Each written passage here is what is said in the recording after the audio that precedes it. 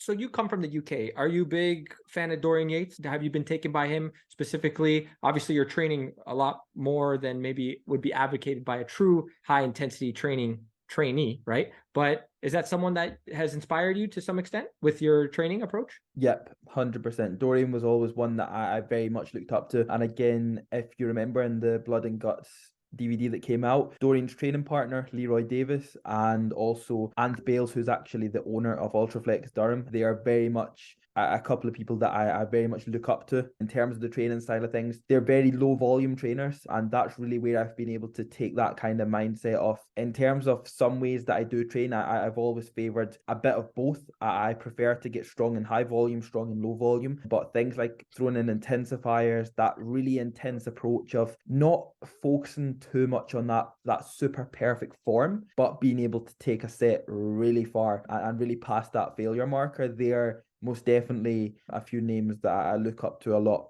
Now, 100%. you're not doing that though, correct? So I'm at that point where I'm still taking sets beyond failure, to the point where I'm still going for the 50-50 reps. I'm still increasing the intensity by putting in intensifiers such as drop sets, rest pause sets, but I don't specifically just work with one type of volume.